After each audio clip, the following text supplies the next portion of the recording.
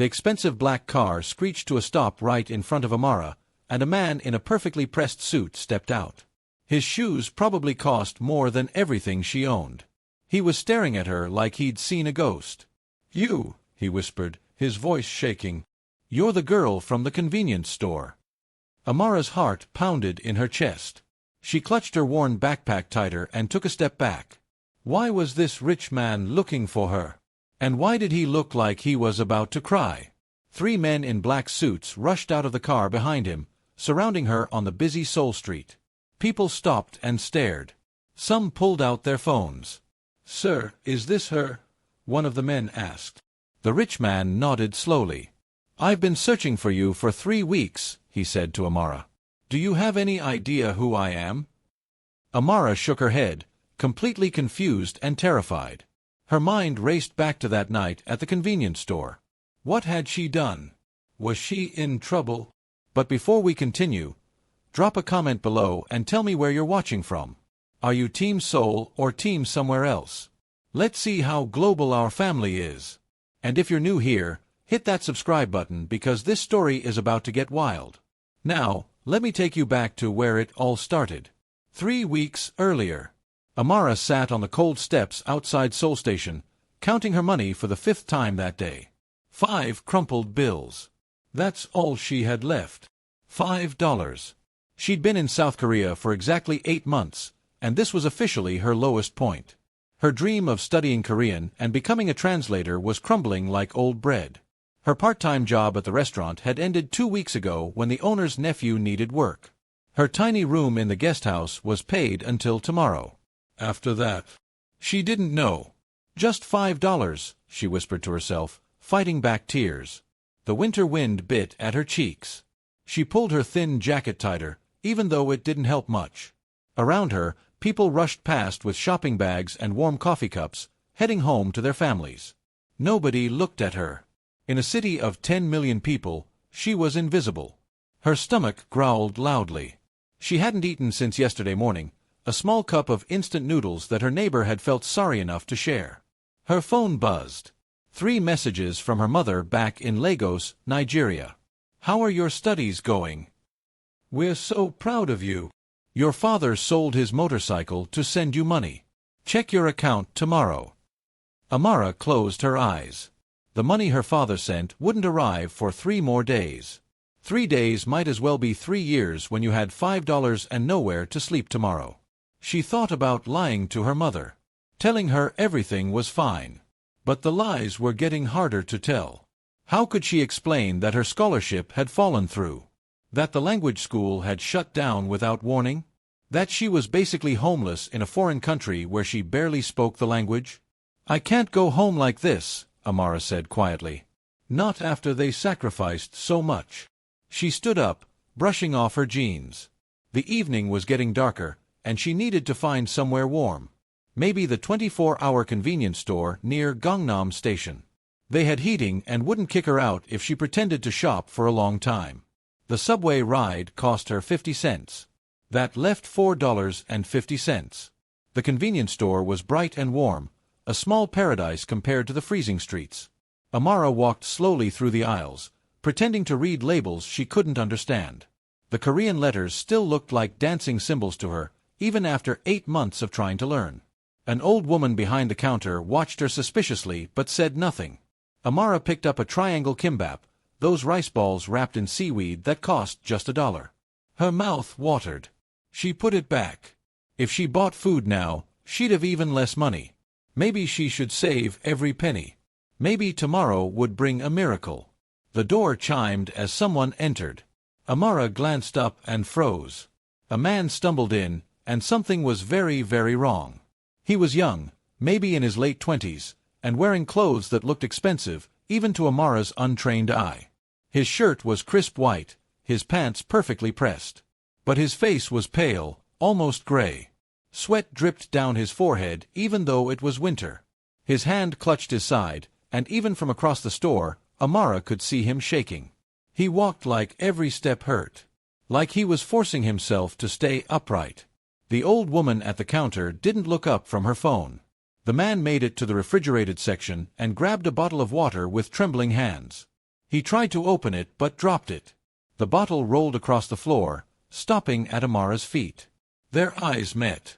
His eyes were dark brown, filled with something that made Amara's chest tighten.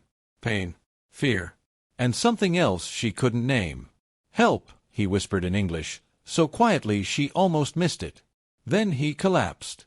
The bottle of water rolled away as his body hit the floor with a heavy thud. "Sir!"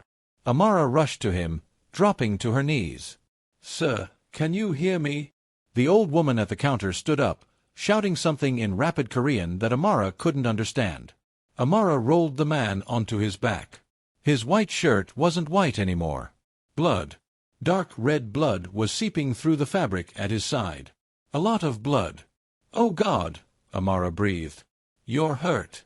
You're really hurt." The man's eyes opened slightly. "Don't call police," he managed to say. "Please. They'll find me." Who'll find you?" Amara pressed her hand against his side, trying to stop the bleeding like she'd seen in movies. The warmth of his blood soaked through her fingers. "Bad people," he whispered. "Very bad people." The old woman was on the phone now, her voice high and panicked. "She's calling for help," Amara told him. "Just hang on." "No." The man grabbed Amara's wrist with surprising strength. "No police. No hospital. They have connections everywhere. If they find me, I'm dead." Amara's mind raced. This was crazy. This man was bleeding out in a convenience store, telling her not to get help. But the terror in his eyes was real. Whatever he was running from scared him more than dying. "Then what do I do?" Amara asked desperately. "There's a clinic," he gasped. "Private clinic. Gangnam District. Dr. Park. Tell him Joonho sent you. He'll help. No questions." "But I can't carry you. And I don't have money for a taxi." The man reached into his pocket with shaking fingers and pulled out a wallet. It fell from his hand, and cash spilled across the convenience store floor. So much cash. More money than Amara had seen in months. "Take it," he said. "Please. Just get me there." The old woman was shouting louder now, pointing at them. Amara made a decision that would change her life forever. "Okay," Amara said firmly. "Okay, I'll help you." She stuffed the cash back into the wallet. She'd count it later, and tried to help the man sit up. He was heavier than he looked, and pain made him groan with every movement. "Can you walk?" she asked. "Have to," he replied through gritted teeth. Amara wrapped his arm around her shoulders and used all her strength to help him stand. The old woman came around the counter, still on the phone, trying to stop them. Amara did the only thing she could think of. She grabbed the man's wallet and pulled out a handful of bills, pressing them into the old woman's hand. The woman stopped talking. She looked at the money, then at Amara, then at the trail of blood on her floor. "Please," Amara said in her broken Korean. "Please. Secret." "Okay. Secret." The old woman's expression softened slightly. She nodded once, then turned away, still holding her phone but no longer talking into it. Amara half-carried, half-dragged the man out of the store. The cold air hit them like a slap, but it seemed to wake him up a little. "Taxi," he mumbled. "Flag down, taxi. With you bleeding like this, no taxi driver will take us." But as if the universe was listening, a taxi pulled up to the curb right in front of them, dropping off a customer. Amara didn't hesitate. She pulled open the door and practically shoved the man inside, climbing in after him. The driver turned around, his eyes widening at the sight of them. "Gangnam," Amara said quickly, showing him the cash. "Private clinic. Dr. Park. I'll pay extra. Please hurry." The driver looked at the money, then at the man who was now leaning against Amara's shoulder, his breathing shallow. For a moment, Amara thought he'd kick them out. But then he turned around and started driving. "Thank you," Amara whispered, to the driver and to God and to anyone who might be listening. The man, Joonho, he'd called himself, was getting heavier against her. His eyes kept closing. "Stay awake," Amara told him, patting his cheek gently. "Come on, stay with me. What's your name? Tell me your name." "Joonho," he whispered. "Okay, Joonho. I'm Amara." You're going to be fine. We're almost there. Why helping me? He asked, his words slurring. Because you need help, Amara said simply. And because... She paused, thinking of her own desperate situation. Because I know what it's like when nobody helps you. The clinic was in a quiet street, almost hidden between two larger buildings. The driver pulled up to the front, and Amara handed him what she hoped was enough money. She didn't bother counting. Right now, money didn't matter. This man's life mattered. She helped Joonho out of the taxi and up the 3 steps to the door. Please be open, she prayed. Please let this Dr. Park be real. She pushed through the door, and a bell chimed softly. The clinic was small but clean. Very clean. Almost too clean, like the kind of place that treated people who couldn't go to regular hospitals. Behind a desk sat a middle-aged man in a white coat, reading a book. He looked up as they entered, and his expression didn't change at all, even though Joonho was barely conscious and covered in blood. Dr. Park? Amara asked desperately. The man closed his book slowly. Who sent you? Joonho. He said to tell you Joonho sent me. Dr. Park's eyes widened slightly. He stood up immediately and rushed around the desk. Bring him to the back room. Quickly. Relief flooded through Amara. She helped the doctor half-carry Joonho through a door into what looked like a small operating room. They laid him on a metal table, and Dr. Park immediately began cutting away his shirt. You should leave, Dr. Park said to Amara, not looking at her. This will not be pleasant to watch. I can help, Amara said. Tell me what to do. You've done enough. Go to the waiting room. But... Go. Dr. Park's voice was sharp. Unless you have medical training, you'll only be in the way. Amara stepped back, feeling useless. Joonho's eyes found hers one last time before the doctor moved between them. Thank you, Joonho whispered. Then Dr. Park closed the door in her face. Amara stood alone in the waiting room, shaking. Her hands were covered in dried blood. Joonho's blood. Her jacket had dark stains on it. She looked like she'd been in a war. What had she just done? She'd just helped a stranger who was running from bad people. She'd taken his money. His wallet was still in her pocket, heavy and unfamiliar. She'd brought him to a secret clinic that didn't ask questions. This was crazy. This was beyond crazy. Amara sank into a plastic chair and put her head in her hands. She should leave. She should walk out that door right now and go back to her problems. Finding a place to sleep tonight. Finding food. Finding a way to survive 3 more days until her father's money arrived. But she didn't move. Instead, she pulled out Joonho's wallet and opened it. Inside was more cash than she'd ever seen in one place. She counted it quickly, the equivalent of over $3,000. There were also several cards, all black and heavy, the kind that rich people had. And tucked in a small pocket was an ID card. Amara pulled it out and stared at it. The photo showed Joonho, looking healthy and serious. But it was the name that made her freeze. Kim Joonho. But underneath, in smaller letters, was something else. A company name she vaguely recognized even with her limited Korean. Daewha Group, she whispered. Even she knew that name. Daewha Group was everywhere in Seoul.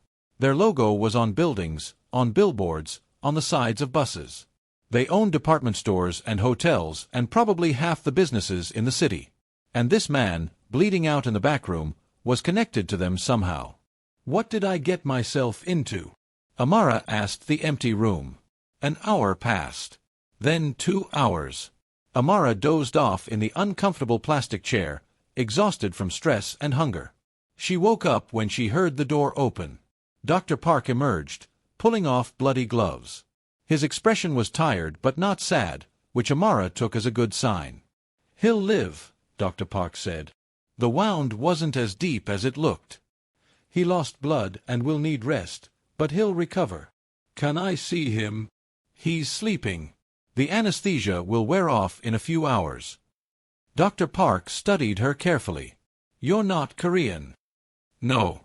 I'm from Nigeria. And yet you helped him. Do you know who he is? I saw his ID. Something about Daewha Group. Dr. Park's expression darkened. You should leave before he wakes up. Go home. Forget this happened. Why? What's going on? It's better if you don't know. Dr. Park walked to his desk and pulled out a card, handing it to her. But if you need help, real help, call this number. You did a good thing tonight, even if you don't understand what you've stepped into. Amara took the card, confused. I don't understand. Good. Keep it that way. Before Amara could ask more questions, Dr. Park disappeared into the back room again, leaving her alone. She should leave. The doctor was right. She should take Joonho's wallet, leave it at the desk, and walk away from whatever dangerous situation this was. But something made her stay. Maybe it was because Joonho had looked at her like she was his only hope. Maybe it was because she knew what it felt like to be desperate and alone. Or maybe it was because, for the first time in weeks, she'd felt useful. Important. Like she mattered. 3 hours later, Dr. Park came out again. He's awake, he said quietly. He's asking for you. Amara's heart jumped. She stood up and followed the doctor through the door. Joonho was lying on the metal table, now covered with a clean white sheet. His face had more color, though he still looked weak. And 4 drip was connected to his arm. When he saw Amara, his eyes lit up with something like relief. You stayed, he said, his voice hoarse. Yeah. I wanted to make sure you were okay. I'm alive because of you. Joonho tried to sit up but winced. Dr. Park pushed him back down gently. Don't move yet, the doctor ordered. Then he looked at Amara. 5 minutes. That's all. He left them alone.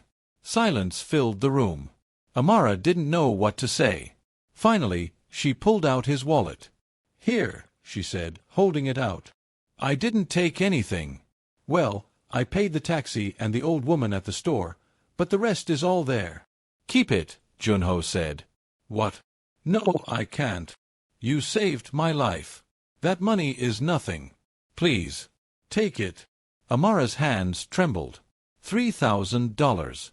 That money would solve every problem she had.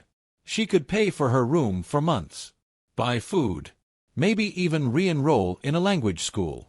But it felt wrong. I didn't help you for money, she said quietly. Joonho stared at her like she was speaking a foreign language. Then why? Because you needed help. Amara shrugged. That's reason enough, isn't it? For a long moment, Joonho said nothing. Then something changed in his expression. His eyes got watery. What's your name? He asked. Amara. Amara, he repeated. In 3 weeks, I'll find you. And I'll repay this debt properly. I promise you. You don't have to. Yes, I do. His voice was firm despite his weakness. Give me your phone number. My phone was cut off last week. I couldn't pay the bill. Joonho's expression softened with understanding. He looked at her worn clothes, her tired eyes, her too thin frame. He saw her, really saw her, maybe for the first time. Where do you live? He asked gently. I'm staying near Seoul Station. For now. She didn't mention that for now meant until tomorrow when I get kicked out. Seoul Station, he repeated, as if memorizing it. Okay. I'll find you. Dr. Park opened the door. Time's up. He needs rest. Amara nodded and turned to leave. At the door, she paused and looked back. Be careful, she said to Joonho. Whatever you're running from, be careful. I will, he promised. And Amara, thank you for seeing me as a person, not as anything else. She didn't understand what he meant by that, but she nodded anyway. Amara walked out of the clinic into the cold Seoul night. In her pocket was Joonho's wallet, which he'd refused to take back. She'd promised herself she'd only use what she needed to survive the next 3 days. The streets were quieter now, past midnight. She walked slowly toward the subway, her mind replaying the crazy evening. Had that really happened? Had she really saved someone's life? She was so lost in thought that she didn't notice the black car following her. It wasn't until she reached the subway entrance that she saw it, a sleek black car, moving slowly along the curb. The windows were tinted so dark she couldn't see inside. The car stopped.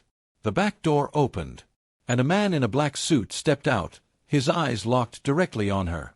"Amara," he said, though she'd never told him her name. "Get in the car. Now." Her blood turned to ice. How did he know her name? The man stepped closer, and now she could see the bulge under his jacket. A gun. "Mr. Kim would like to speak with you," the man said, his voice cold and professional. It wasn't a request. Amara's hands shook. She backed up a step, then another. She thought about running, but where would she go? And who was Mr. Kim? Two more men emerged from the car. They surrounded her. "Please," one of them said, almost politely. "Don't make this difficult. We just want to talk."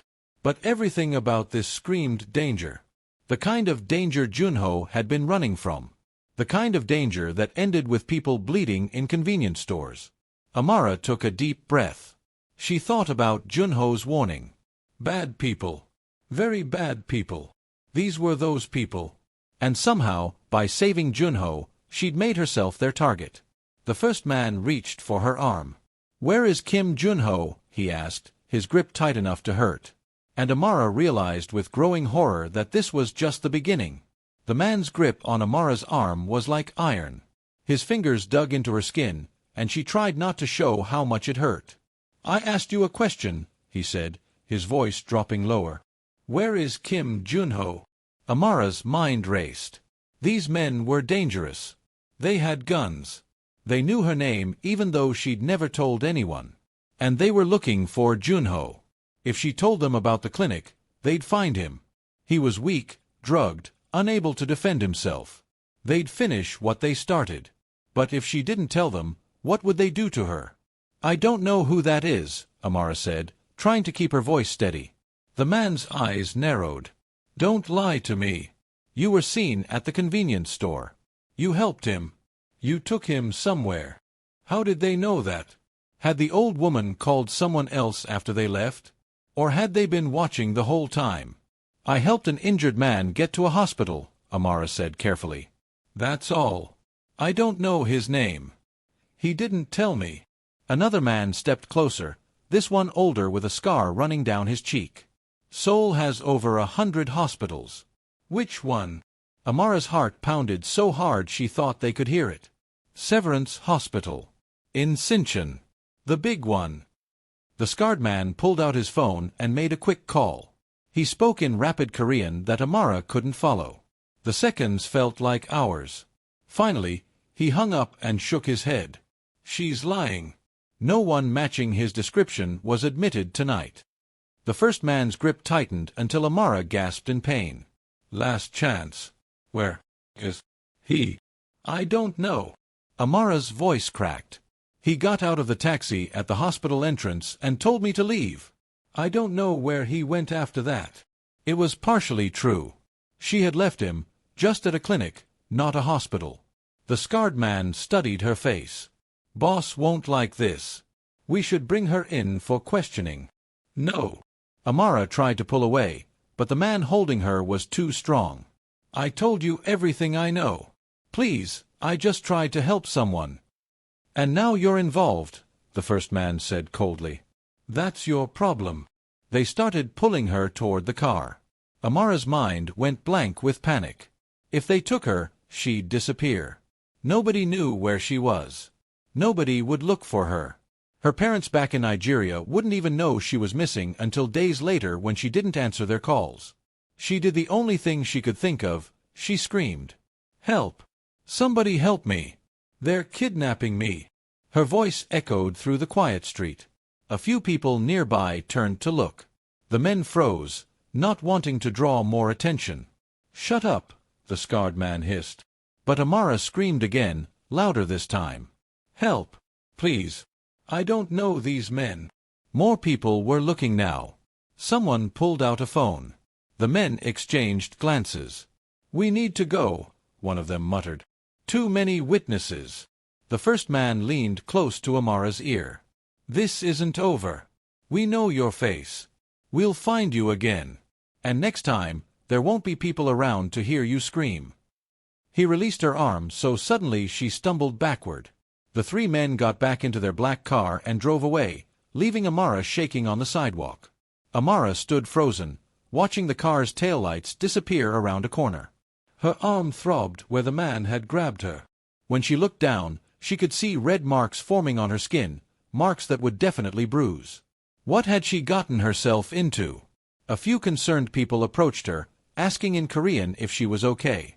She nodded numbly and said, "I'm okay," over and over, even though she was far from okay. She couldn't go back to her guest house now. If those men knew her name, they probably knew where she lived. They'd be waiting. And next time, like the man said, there wouldn't be witnesses. Amara walked for hours through Seoul's nighttime streets, too afraid to stop, too confused to make a plan. Her phone was dead, not just out of battery, but actually disconnected because she couldn't pay the bill. She had nowhere to go. No one to call. Finally, exhausted and freezing, she found herself at a 24-hour cafe near Hongdae. She used some of Joonho's money to buy the cheapest coffee and a sandwich, then collapsed into a corner booth. Her hands shook as she opened the sandwich. She was starving, but fear made it hard to swallow. Who was Kim Joonho, really? She pulled out his wallet again and studied the ID more carefully. This time, she noticed something she'd missed before, a small symbol in the corner. It looked like a family crest or company logo. And under his name, in tiny English letters, it said, Executive Director. Executive Director of Daewha Group, one of the biggest companies in Korea. "Oh no," Amara whispered. "Oh no, no, no." She'd saved someone important. Really important. And judging by the men in the black car, someone that other powerful people wanted dead. This wasn't just some random street violence. This was corporate warfare. Or maybe gang warfare. Or maybe both. Either way, it was way beyond anything a broke Nigerian student should be involved in. Amara wanted to cry, but she was too tired even for tears. She must have dozed off, because suddenly someone was shaking her shoulder gently. Amara jerked awake, her heart racing, ready to run. But it wasn't the men in black suits. It was the cafe worker, a young woman with kind eyes. "Sorry," the worker said in broken English.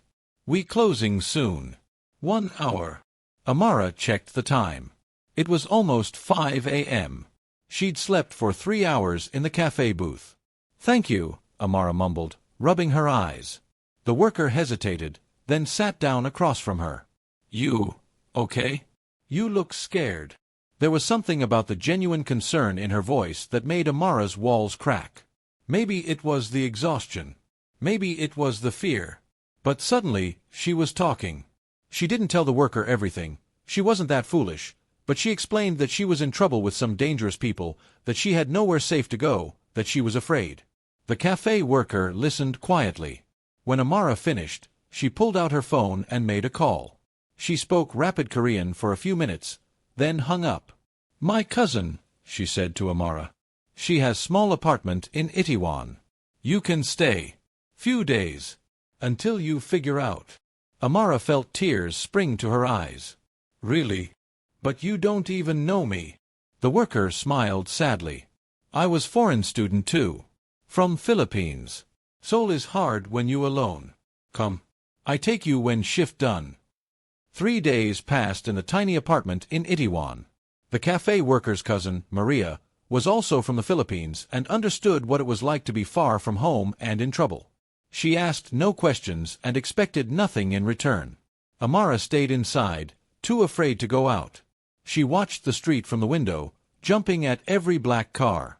She kept Joonho's wallet hidden under the couch cushions, taking out only what she needed for food. On the 3rd day, her father's money transfer finally came through. She checked her bank account at an ATM near the apartment, keeping her hood up and moving quickly. The money was there, $300. It wasn't much, but combined with what Joonho had given her, she could survive for a while. But survive and do what? Hide forever. That evening, as Amara sat by the window watching the sunset over Seoul's chaotic skyline, Maria came home from work with news. "Someone looking for you," Maria said carefully. Amara's blood went cold. "Who?" "Not bad men. Different men. They asking questions at the cafe. They say they work for Kim family." They say Kim Joonho want to find you. They leave card. Maria held out a business card. It was thick, expensive paper with gold lettering. The name read, Secretary Choi, Kim Joonho, Executive Director, Daewha Group. There was a phone number at the bottom. They say it important, Maria continued. They say Joonho is I very worried about you. Amara took the card with trembling fingers. Joonho was looking for her. He'd kept his promise. But was it safe to contact him? Those other men were still out there, searching. What you do? Maria asked gently. I don't know, Amara admitted. I don't know if I can trust anyone. That night, Amara couldn't sleep. She kept staring at the business card, debating. Finally, at 2 a.m., she made a decision. She borrowed Maria's phone and dialed the number. It rang once, twice. Then a professional male voice answered in Korean. English? Amara asked nervously. Yes, I speak English, the man said, switching languages immediately. Who is this? My name is Amara. I was told Kim Joonho is looking for me. There was a pause. Then the man's voice became urgent. Miss Amara? Please hold. Don't hang up. She heard muffled sounds, like the phone being passed. Then a familiar voice came on the line. Amara. It was Joonho. He sounded stronger than he had at the clinic, but there was relief in his voice that made her chest tighten. It's me, she said quietly. Thank God. I've been looking everywhere. Are you safe? Those men, my uncle's men, they reported that they found you near the subway. Did they hurt you? Your uncle's men? Amara's mind reeled. Your uncle sent those men? It's complicated. Very complicated. But yes. And I'm so sorry. You shouldn't have been dragged into this. Where are you? I'll send my own security. They'll protect you. How do I know I can trust you? Amara asked. How do I know you're not like them? Joonho was quiet for a moment. You don't. But Amara, you trusted me once when I was bleeding on a convenience store floor. I'm asking you to trust me one more time. Please. Let me explain everything. Let me make this right. Amara looked at Maria, who was watching her with worried eyes from across the room. There's a cafe in Itaewon, Amara said finally. Cafe Madong. Tomorrow. Noon. Come alone or I won't show up. I'll be there, Joonho promised. Alone. I swear. The next morning, Amara woke up early and got ready. Maria lent her clean clothes, a simple sweater and jeans, and helped her cover the bruises on her arm with makeup. You sure about this? Maria asked. No, Amara admitted. But I can't hide forever. I need answers. The cafe was crowded when Amara arrived at 11:45 a.m. She chose a table near the back exit, just in case she needed to run, and ordered tea she didn't drink. Her eyes stayed glued to the door. At exactly noon, someone walked in. But it wasn't Joonho. It was a woman. She was beautiful, probably in her 30s, wearing a designer suit and carrying a Louis Vuitton bag. Her hair was perfectly styled, her makeup flawless. She looked like she'd stepped out of a magazine. The woman's eyes scanned the cafe until they landed on Amara. Recognition flashed across her face. She walked directly to Amara's table and sat down without asking. You must be Amara, the woman said in perfect English. Her voice was cold. I'm Kim Joonho, Joonho's fiancée. Amara's stomach dropped. Fiancée? Yes. We're getting married in 3 months. Yoonah's smile didn't reach her eyes. Which is why I need to ask you something very important. How much money will it take for you to disappear from his life? What? Amara couldn't believe what she was hearing. Yoonah opened her expensive bag and pulled out a checkbook. Name your price. 50,000. 100,000. I'll write it right now. Just stay away from Joonho and never contact him again. I don't want money, Amara said, her voice shaking with anger. I just saved his life. That's all. That's all. Yoonah laughed, but it wasn't a kind sound. Darling, I know about girls like you. Foreign. Struggling. You see a rich Korean man and think you've hit the jackpot. But Joonho isn't available. He's mine. His family is mine. And I won't let some desperate immigrant ruin years of planning. Amara stood up, her chair scraping loudly. I don't know what kind of person you think I am, but you're wrong. I'm leaving. She turned to go, but Yuna's next words stopped her cold. If you walk out that door without taking my money, you'll regret it. My family has connections too. Powerful connections. The same kind that put Joonho in that hospital. Do you understand what I'm saying? Amara turned back slowly. Are you threatening me? Yuna's smile was like ice. I'm protecting what's mine. There's a difference. The cafe door opened again. This time, it was actually Joonho. He looked healthy now, dressed in a sharp black suit. His eyes found Amara immediately, then shifted to Yuna. His expression went dark. Yuna, he said, his voice dangerously quiet. What are you doing here? Handling business, Yuna replied smoothly, standing up. Business you were too soft to handle yourself. I told you to stay out of this. And I told you that marrying into my family comes with expectations. She's one of them. Yuna gestured at Amara like she was discussing furniture. She needs to go. Joonho stepped between them, his body language protective. Amara saved my life. She's not going anywhere. Then you're a fool, Yuna snapped. Your uncle already wants you dead. Don't make it easier for him by playing hero to some random girl. She's not random, Joonho said firmly. And this conversation is over. Yuna's perfect face twisted with anger. Fine. But don't come crying to me when your uncle finishes the job. And don't expect my family support in the board vote next week. She grabbed her bag and stormed out, her heels clicking sharply against the floor. Silence filled the space she left behind. Joonho turned to Amara, and she could see the exhaustion in his eyes. The weight of whatever war he was fighting. I'm sorry, he said softly. I'm so sorry you got pulled into this mess. Who are you really? Amara asked. And what kind of danger am I in? Joonho took a deep breath. That's a long story. But you deserve to know the truth.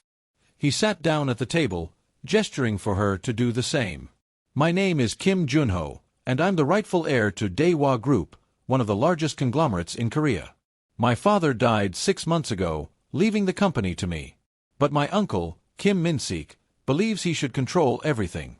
He's been trying to kill me before the board votes to officially confirm me as chairman. Amara sank back into her chair, her mind spinning. The night you found me, Joonho continued, I was leaving a secret meeting with board members who support me. My uncle's men ambushed me. They stabbed me and left me for dead. Somehow, I made it to that convenience store. And somehow, you were there. This is insane, Amara whispered. I know. And it gets worse. Joonho's eyes were serious. My uncle knows you helped me. He sees you as leverage. As long as you're in Seoul, you're in danger. And Yuna, he paused, pain crossing his face. Yuna's family controls the second-largest voting bloc on the board. Our engagement is political. It was arranged by my father before he died. But she doesn't want any complications before the wedding. So what do I do? Amara asked, fear creeping back into her voice. You let me protect you, Joonho said. I have a safe house. Loyal security. I can keep you hidden until the board vote is over. After I'm officially confirmed as chairman, my uncle will have no choice but to back down. It'll be safer then. And if you're not confirmed, Joonho's jaw tightened. Then we both have bigger problems. Amara wanted to say no. Wanted to run as far from this insanity as possible. But where would she go? She had no visa extension. No job. No safe place. And Joonho was right. His uncle's men knew her face. Okay, she said finally. But I want one promise. Anything. When this is over, you help me get a proper student visa and a scholarship. Not because you owe me, but because I came to Korea to study, and I want to finish what I started. For the first time since entering the cafe, Joonho smiled. A real, genuine smile. Deal, he said, extending his hand. Amara shook it, sealing an agreement that would change both their lives forever. Outside the cafe window, neither of them noticed the man taking photos. Photos that would be on Kim Min-seok's desk within the hour. Photos that would make Amara's protection much more complicated. The black SUV pulled up to the cafe's back entrance exactly 3 minutes after Amara agreed to Joonho's protection. 2 men in suits got out, but these men looked different from the ones who'd grabbed her before. Their faces were calm, professional. They bowed slightly when they saw Joonho. "This is Captain Han and Officer Park," Joonho explained to Amara. "They've been with my family for 20 years. You can trust them." Amara looked at the men nervously. After everything that had happened, trusting anyone in a suit felt impossible. Captain Han seemed to understand her fear. He smiled gently and spoke in careful English. "Miss Amara, our job is to protect you. Nothing else. Mr. Kim has explained everything. We will keep you safe." "Where are we going?" Amara asked. "Somewhere my uncle doesn't know about," Joonho said.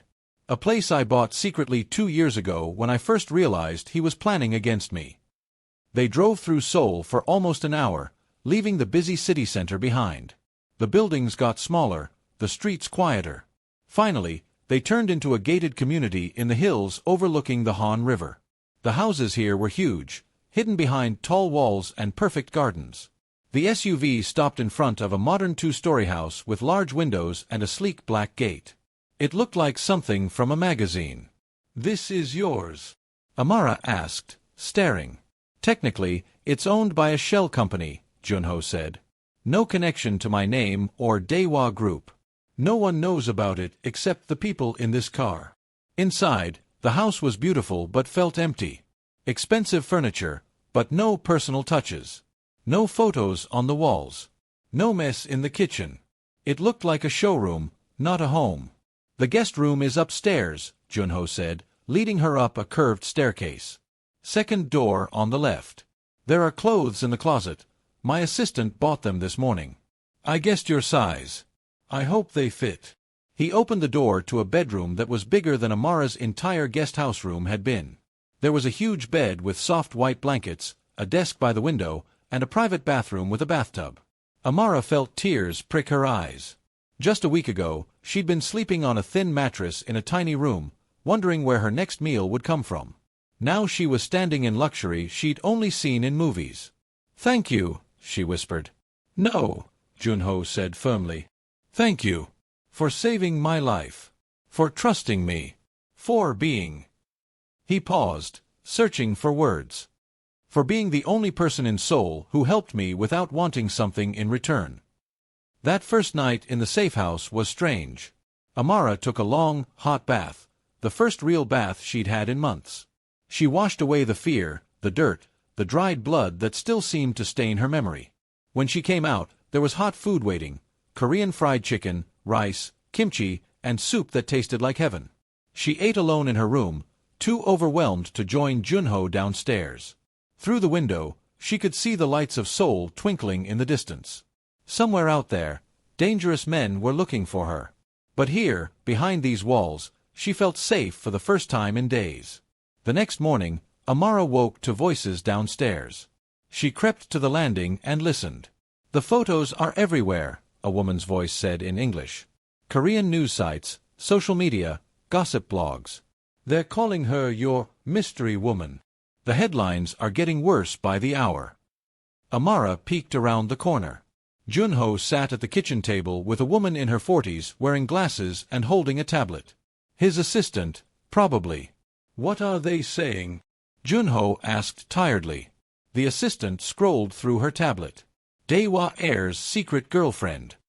Kim Joonho caught with foreign woman days before wedding. Yuna's heartbreak. Fiancé cheats with African immigrant. "Should I continue?" "No." Joonho rubbed his face. "This is exactly what my uncle wanted. Scandal right before the board vote. Make me look unstable, unreliable." "The wedding is in 3 months," the assistant said carefully. "Yuna's family is demanding an explanation. If you don't handle this, they'll pull their support from the vote." "I know. Do you?" The assistant's voice sharpened. "Because from where I'm standing, You're risking everything for a girl you just met. She saved my life, Secretary Kim.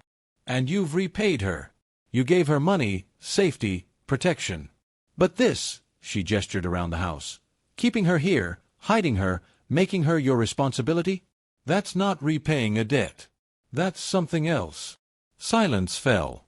Amara's heart pounded. She shouldn't be listening to this. What are you saying? Joonho asked quietly. I'm saying be careful. Your uncle isn't the only threat. Your own feelings could destroy you just as easily. Days passed in the safe house. Amara tried to stay out of the way, spending most of her time in her room or the small library Joonho showed her. But the house wasn't that big, and they kept running into each other. In the kitchen, when she made tea at 2 a.m. and found him already there, unable to sleep. In the garden, when she went outside for fresh air and he was on his phone, arguing with someone in rapid Korean. In the living room, when she came down to watch TV and he was already there, staring at business documents he wasn't really reading. On the fourth day, Joonho knocked on her door. Can we talk? He asked. They sat in the garden under the afternoon sun. Joonho looked exhausted. He'd been taking calls at all hours, having meetings through video chat, dealing with the fallout from those photos. I'm sorry, Amara said, for causing you problems. You didn't cause anything. My uncle did. Yuna did. I did, by being born into this family. He smiled sadly. You're the only innocent person in this whole mess. Tell me about your father, Amara said suddenly. You said he died 6 months ago? Joonho was quiet for a long moment. He had a heart attack. At least, that's what the doctors said. But I've always wondered. You think your uncle killed him? I can't prove it. But my father was healthy. He exercised, ate well, had regular checkups. Then one day, he collapsed during a board meeting. Dead before the ambulance arrived. Joonho's hands clenched. My uncle was the one who called the ambulance. He was alone with my father for almost 10 minutes. That's horrible. What's more horrible is that I can't do anything about it. No proof. No witnesses. Just suspicion. He looked at Amara. That's why I can't lose this vote. It's not just about the company. It's about making sure my uncle doesn't win. It's about justice for my father. Amara understood suddenly why Joonho was so determined. This wasn't just business. It was personal. What happens if you lose the vote? She asked. My uncle becomes chairman. He'll restructure everything, push out everyone loyal to my father, probably find a way to remove me from the company entirely. And Yuna. He paused. The engagement will probably be called off. Her family only wants the marriage if I'm chairman. And that would be bad. Joonho looked at her strangely. Honestly, I don't know anymore. That evening, everything changed. Captain Han burst into the house. His calm professional demeanor cracked for the first time. Sir, we have a problem. A big problem. Joonho jumped up from the couch where he'd been sitting with Amara, teaching her some basic Korean phrases. What happened? Your uncle held a press conference an hour ago. He's claiming that the foreign woman, Miss Amara, is blackmailing you. He says she's threatening to release false information about you to the media unless you pay her money. He's painted her as a con artist who took advantage of you when you were vulnerable. Amara felt the blood drain from her face. What? He has fake evidence, Captain Han continued grimly. Bank records showing large transfers to an account he claims is hers. Text messages that appear to be threats. It's all fabricated, but it looks real. That's insane. Amara stood up, her voice shaking. I never asked him for anything. I tried to give the money back. I know, Joonho said, his voice hard as steel. My uncle is trying to turn you into the villain. Make me look like the victim of a scam. That way, any relationship between us becomes toxic. The board will see me as compromised, possibly even manipulated. It's brilliant, actually, Secretary Kim said, entering with her tablet. Evil, but brilliant. He's neutralized both the scandal and made you look weak. If you defend her, you look guilty. If you abandon her, you look cruel. Either way, he wins. I won't abandon her, Joonho said firmly. Then you need a strategy, Secretary Kim replied. And fast. The board vote is in 3 days. Late that night, Amara couldn't sleep. She kept thinking about what Secretary Kim had said. Joonho was risking everything for her. His company, his future, his father's legacy. All because she'd helped him one night. It wasn't fair. She found him in his office, still awake, staring at his computer screen. I should leave, Amara said from the doorway. Joonho looked up, surprised. What? Your assistant is right. I'm causing too many problems. If I disappear, your uncle loses his weapon. You can focus on the vote. And go where, Amara? My uncle's men are still looking for you. And now, thanks to his press conference, half of Seoul thinks you're a criminal. You're safer here. But you're not safe with me here, Amara argued. That's the problem. Joonho stood up and walked over to her. In the dim light of the office, his eyes were intense. Do you know why I bought this house? He asked. Amara shook her head. 2 years ago, I realized my uncle was planning something. I started preparing. I bought this place as a refuge. Somewhere I could hide if things went wrong. But you know what? In 2 years, I never stayed here. Not once. It was just a precaution. An empty house filled with things I didn't need. I don't understand. Then you came into my life. And suddenly, this house isn't empty anymore. Suddenly, I come home and there's someone here. Someone real. Someone who sees me as Joonho, not as the Daewha heir or the dead man's son or Yuna's fiancé. Just me. Amara's breath caught. Joonho. I know this is complicated, he continued. I know I'm engaged. I know we barely know each other. I know you probably think I'm crazy. But for the first time in years, I feel like a person again. And I'm not ready to give that up. Before Amara could respond, Captain Han's voice shouted from downstairs. Sir, we have intruders. 3 men just breached the gate. The moment shattered. Joonho's expression went from vulnerable to sharp in an instant. Get Amara to the panic room, he ordered. Now. Panic room? Amara asked. This way. Captain Han grabbed her arm and pulled her down the hall. He pressed a hidden panel in the wall, and a door slid open, revealing a small reinforced room with a bed, supplies, and a security monitor showing camera feeds of the house. Stay here, Captain Han said. Don't come out until I give the all-clear. What about Joonho? I'll protect him. That's my job. He pushed her gently inside and closed the door. Amara was alone in the dark, watching the security monitors with growing horror. On the screens, she could see 3 men entering the house through the back door. They moved like professionals, fast, silent, coordinated. Each one carried a gun. Her heart hammered as she watched Captain Han and Officer Park take defensive positions. Joonho was there too, refusing to hide, a fire extinguisher in his hands like a weapon. The intruders moved through the house systematically. Checking rooms. Looking for someone. Looking for her. One of them spoke into a radio. On the monitor, Amara couldn't hear the words, but she could read the man's body language. He was frustrated. Angry.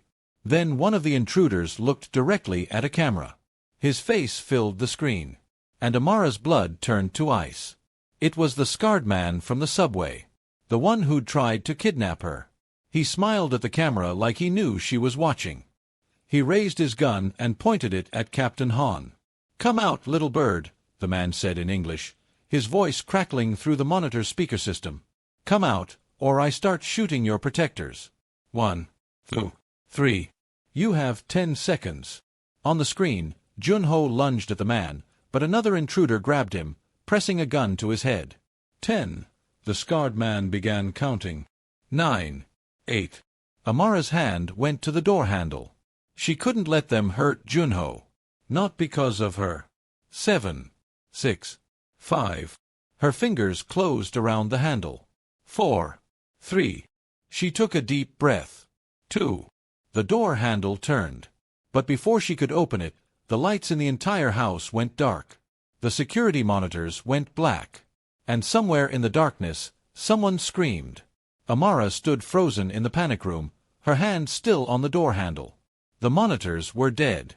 The house was silent. Too silent. Then she heard it, gunshots. 3 loud cracks that echoed through the walls. No. Amara yanked open the door and stumbled into the dark hallway. Joonho. Her eyes adjusted slowly to the darkness. Emergency lights flickered on, casting red shadows everywhere. She ran toward the living room where she'd last seen Joonho on the monitors. But what she found stopped her cold. The 3 intruders were on the ground, unconscious. Captain Han stood over them, lowering his weapon. Officer Park was tying their hands with zip ties. And Joonho was standing in the middle of the room, completely unharmed, staring at someone Amara hadn't expected to see.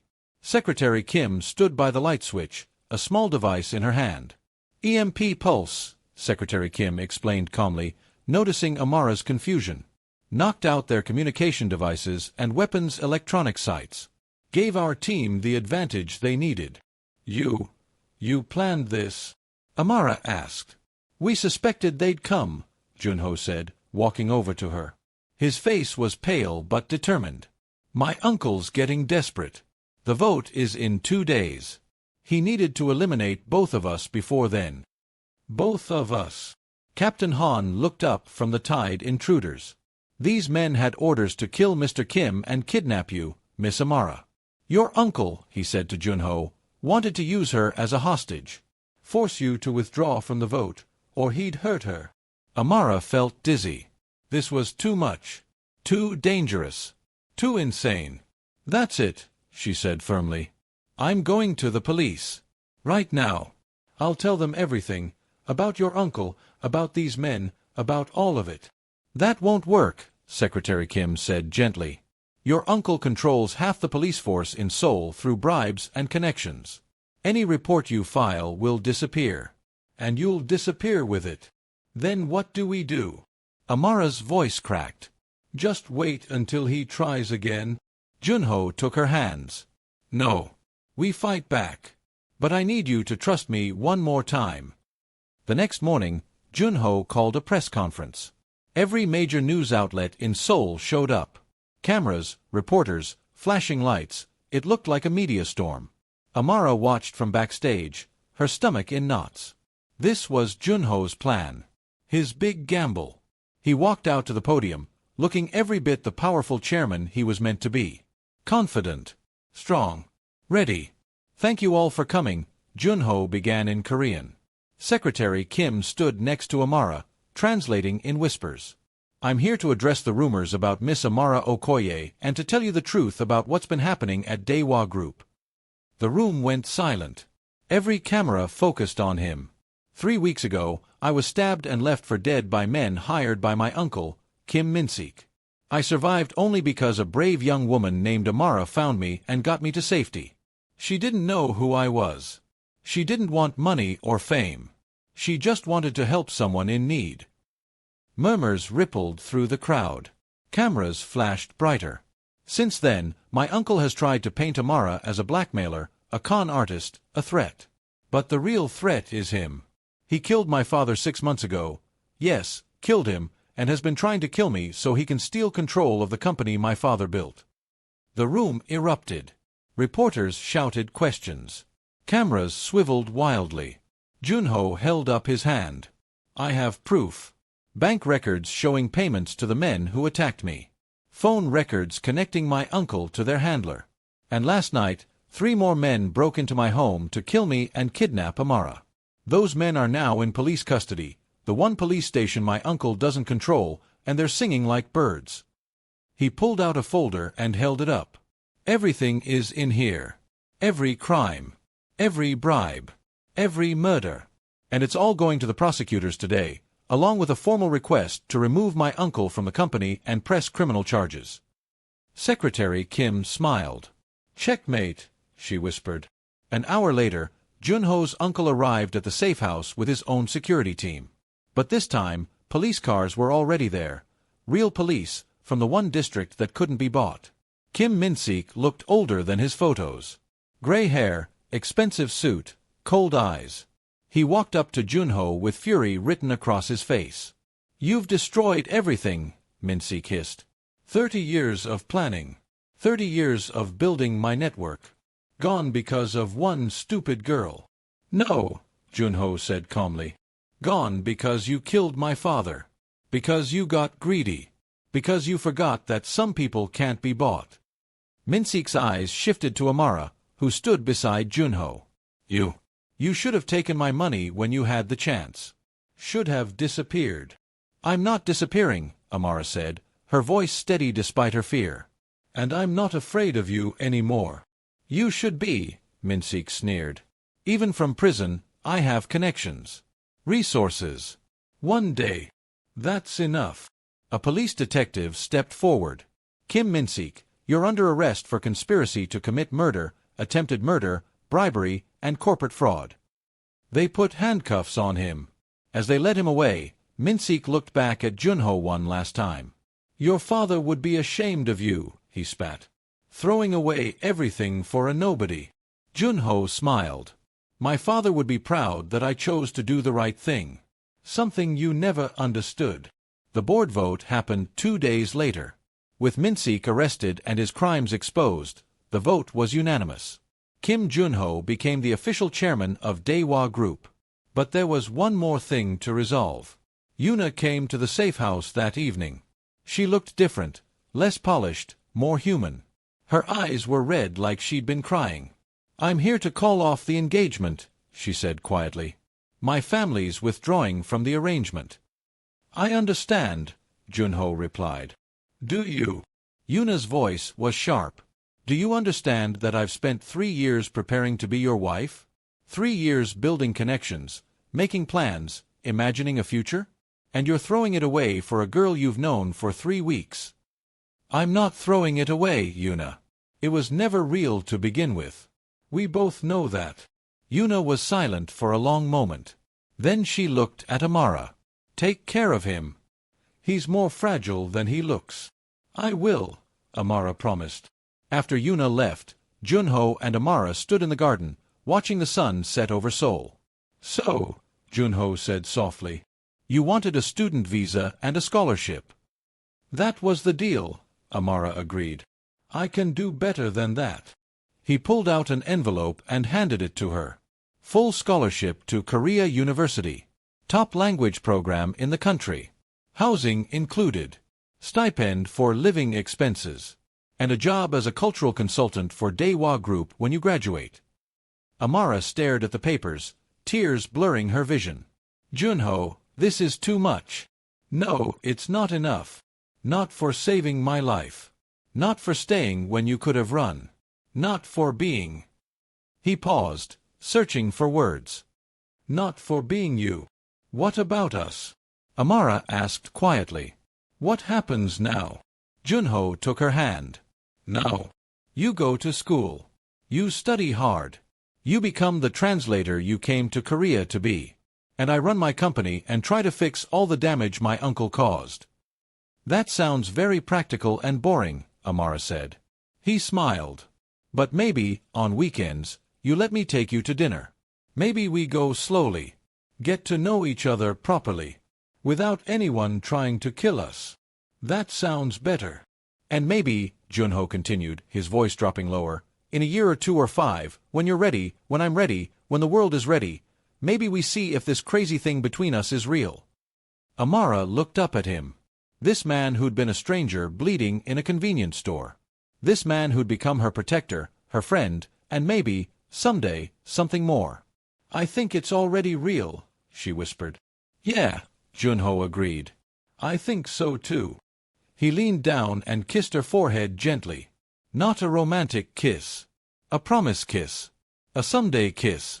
Amara sat in her university classroom, perfectly understanding the Korean lecture about business translation. Her Korean was fluent now. She had friends. A part-time job at Daewoo Group's international department. A small apartment near campus that she actually paid for herself. Her phone buzzed. A text from Joonho. Dinner tonight? There's a new restaurant I want to try. She smiled and typed back, you always want to try new restaurants. But yes. 7 p.m. Perfect. Wear something nice. I have something to ask you. Amara's heart skipped. Over the past year, she and Joonho had dated slowly, carefully. They'd learned each other's favorite foods, worst fears, biggest dreams. They'd argued and laughed and built something real. And tonight, if the nervous excitement in her chest meant anything, something was about to change. She thought back to that night in the convenience store. The night she'd given her last $5 to buy water for a bleeding stranger. The night that changed everything. Sometimes, Amara realized, the smallest acts of kindness lead to the biggest adventures. And sometimes, saving someone's life means saving your own. That evening, at the restaurant, Joonho did ask her something. But not what she expected. "Move in with me," he asked. "Not the safe house. A real home. One we choose together." Amara laughed, relieved and happy. "That's your big question." "For now," Joonho said, his eyes twinkling. "I'm saving the other big question for when you finish university. I want you to have your degree first. Your independence. Your success. And then, Amara prompted. "And then I'm asking you to marry me. But I wanted to give you fair warning. 2 more years." "2 more years," Amara repeated, grinning. "I think I can wait that long." "Good," Joonho said, reaching across the table to take her hand. "Because I'm not going anywhere. And neither are you." Under the table, Amara still carried a small coin purse. Inside was a $5 bill, not the original one, but a replacement she'd saved as a reminder. A reminder that sometimes, giving away everything you have leads to receiving everything you never knew you needed. And that night in Seoul, with Joonho's hand in hers and 2 years of possibility ahead, Amara had never felt richer. The end. Wow. What a journey! From a convenience store to a chairman's mansion, from $5 to a full scholarship, Amara and Joonho's story proves that kindness is never wasted. Did this ending make your heart happy? Drop a comment and let me know what you thought. And if you loved this story, please subscribe to this channel to support our growth. We're bringing you more amazing tales of love, danger, and unexpected miracles every single week. Hit that subscribe button, smash the like button, and share this with someone who needs to believe in the power of kindness today. Thank you for being part of this journey. See you in the next story. Red Heart.